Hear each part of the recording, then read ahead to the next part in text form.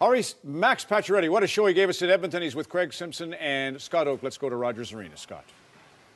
Thank you, Ron. And yes, probably the brightest spot in a difficult season for the Canadians, although it doesn't seem all that difficult tonight after 2 straight wins. But the brightest spot for 2 reasons. You're the team's first 30-goal scorer since 2008, and your recovery from that frightening injury a year plus 2 days ago that you're undoubtedly tired of talking about, so we'll sneak the questions about that in later. First, let's talk about the game, the sparkling 4-1 win. Craig. Well, you look at a game like that, and early on you're getting outshot. Max, what does it mean having a player like Carey Price come out and have the period that he did in terms of settling your team down and get you guys to play well? Yeah, well, you see him step up. Carey's obviously the best player on this team and the most valuable player, and whenever he steps up like that, you want to kind of put a couple in for him and win the game for him, and we're able to do that.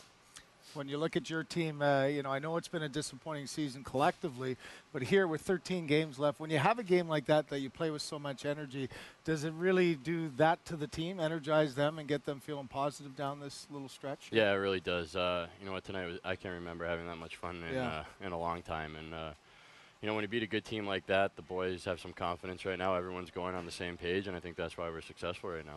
Well, listen, we said 30 goals, which is a milestone for you, but you very nearly had 31. In fact, might have had 32 tonight.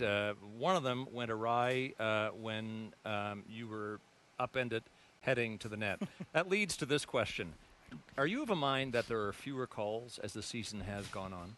I think a bit. I think it's more the mindset of trying to even things out. And, it seems like every game is a little bit different, but at the same time, being able to even things out might make it more of an even playing field, so it's mixed feelings on that. All right, pair of goals in both Calgary and Edmonton to get to 30 faster than some would have thought you would. Here's an email question from Nick. What's the biggest change that you've had to make? Well, let's look at the goals, I guess, first from Calgary.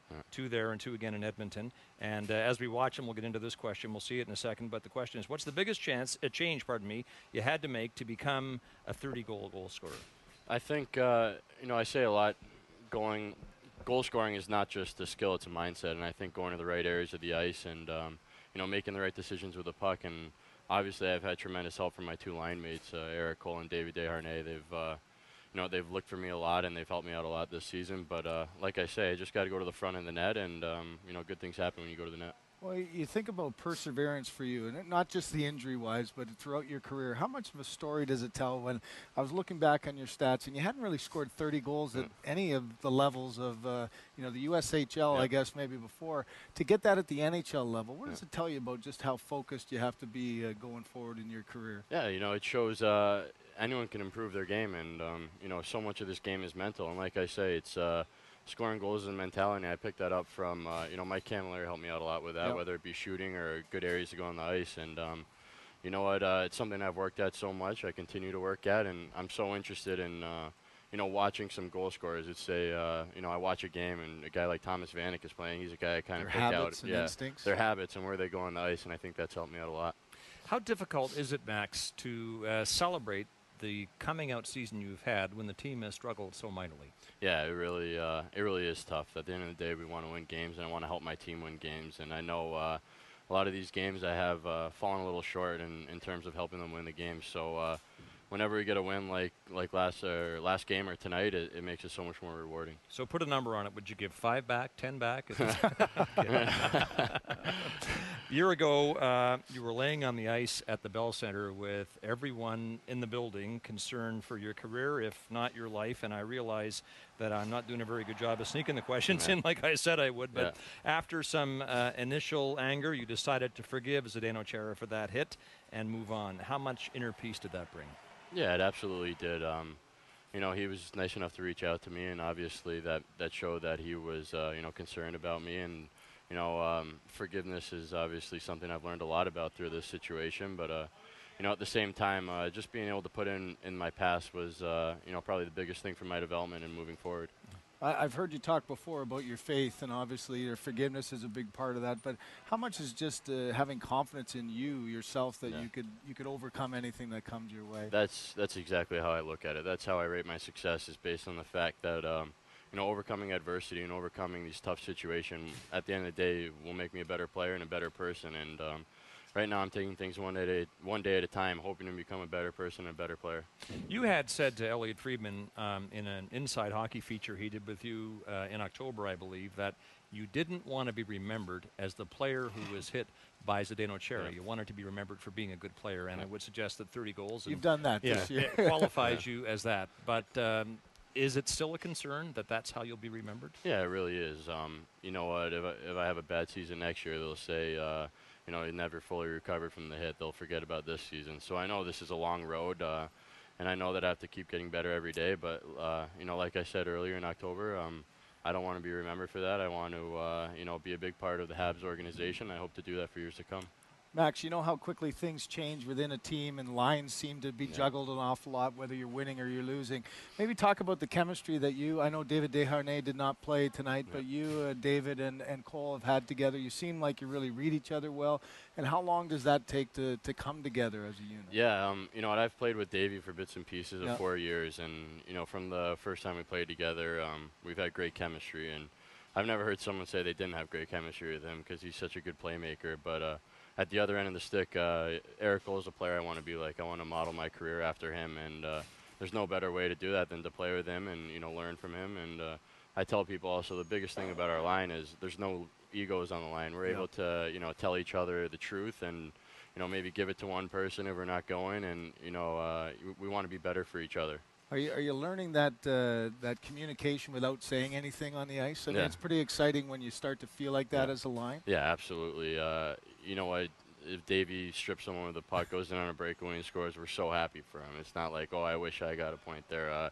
We're all, like you said, we all want each other to be successful, and I think, you know, I look at my success sometimes as a part of how they're doing. And if one person's not going, I'll maybe work a little extra harder to get him going, and I know they'll do the same for me. Okay, Max, back to the hit. Yeah. But the good news that emanated from it, because for as bad as it looked, a lot of good news did come from that hit. You didn't spend a long time in the hospital with the fractured vertebrae and the severe concussion, just a couple of days. But in the short time you were there, yours and your wife Katya's life changed. Yeah. Tell us how. You know what? You look at life completely differently when you're sitting there in the hospital bed. I know, like you said, it was only 2 days, but I look at life so much differently. I'm so fortunate, and so I don't take anything for granted right now. And you know, I wouldn't change anything in my life right now, any event in the past or anything. And at the end of the day, I keep saying it's made me a better person and a much better hockey player. Okay, so you were sitting in the lounge area, Yeah. and a man comes up to you and says, "My son." Well, I'll let you tell the story. Yeah, It's yeah. an amazing story. Yeah, it is. Yeah, we're waiting just to get away from, you know, the hospital room. We're waiting in the waiting area, and someone comes in and he's speaking Spanish. My mother speaks Spanish, and he's speaking about religion. He ends up speaking with my mother, and he said, "My son Julian he was in a coma. He got in a bad car accident. Can you come see him?" And so we went down there and I saw him, and you know, at the bright spirit he had, and you know, how excited he was to see me was you know, eye-opening. So he's just for me. regained consciousness. Yeah, he had just regained consciousness, and you know what? I still had thought about it for after the hospital, and still thought of how special that moment was. But then we had a team blood drive, and I ran into him, and he was, you know, he was up walking around much earlier than expected, and him and his father were there, and they were wearing my jerseys, and they were so happy to see me. And we ended up getting in touch again. I've brought him to a couple games, and just sharing this connection where we both have given each other so much is very special, and it's means so much to me. And you know, we hope to have a relationship for a long time down the road. Well, Wow. And coming from an organization that has had a lot of great role models throughout its entirety, does it stick in your mind that that's something that you want to be developed as a player, but you also want to balance that of what you can actually do in the community? Yeah, in that role? absolutely. I was here for the tail end of Saku's career, Yeah. and he's a person that you know, I want to model my off the ice you know, image, if you say, for being in Montreal. And he gave back to the community, and I think my giving back to the community, everyone appreciates it so much. I think they appreciate it a little bit more even than my goal scoring right now. But I mean, people come up to me on the street and they don't say you're having a great season. They say thank you for giving back, and I think that's the most rewarding feeling about it. Max, here's a tweet from Stuart Honig, or Honig, I'm not sure how to pronounce it. His handle is Stu the Stats Man. How much assistance was having athletes in the family a help to you in your rapid recovery last spring? Before you answer, we got to point out that your wife, Katya, was a Russian tennis prodigy. Yep. Your brother-in-law is Max Afinogenov, who had a long career with the Buffalo Sabres, I believe still in the KHL, is he not? Yeah. And his wife is Elena Dementiva, Dementiva, who was many times a winner on the pro circuit and, in fact, won the Olympic singles gold in Beijing in 08. Yeah. So there's the athletic help you got. Yeah. Well, you know what? They're all so competitive, and they never really showed me any sympathy, and I think that's what I needed. My father-in-law is, you know, a very tough person, and he was, you know, always motivating me to, like I said, to keep getting better every day. And it's not just going in one ear and out the other. You know, his son's had success for a reason, and it's because of, you know, his inspiring words, and he's helped me out a lot as well. You talked about the inspiration. You think of players like Jean Beliveau, who's dealing with his own health issues now. But what does it mean to be a part of the Canadians and seeing some of those old players who have got such great history? And do you have any interaction with them to discuss about the way things used to be and the way things should be now? Yeah, well, you know what? A lot of the alumni come to the games very often. Bellevue or Henri Richard. We see a lot of them around, and they give off such a presence. You know, they bleed red, white, and blue. They live for this organization, and sometimes you feel bad that we're not giving them the results and maybe not honoring the jersey the way we want to. So, like I said, they all give back. They all give back on a daily basis. You see them at all the charity events that we go to. So it kind of paves the way, especially for us young guys. Tell us about the Pacioretty Foundation, which you know is part of the good news that came out of that injury. Yeah, it's you know, we're up and running. We're doing great right now.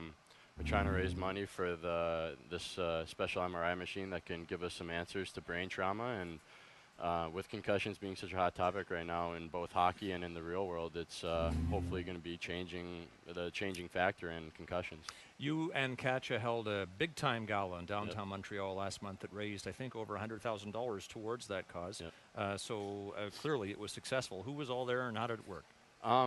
It was set up through an agency, my brother-in-law's agency, who he works with, and they asked us to be on board. And obviously, anytime you could partner up with Vladislav Tretiak and Alexander Ovechkin, I think you got to jump on it. So, you know what, a lot of people were thrilled to see them, and I was a little bit in the background, but it was a lot of fun, and it was for a great cause, and a lot of my teammates also came out and helped support. Max, don't sell yourself short. You're a 30-goal scorer for the Montreal Canadiens. Final tweet, this quick one from Arnaud Houdon-Turgeon.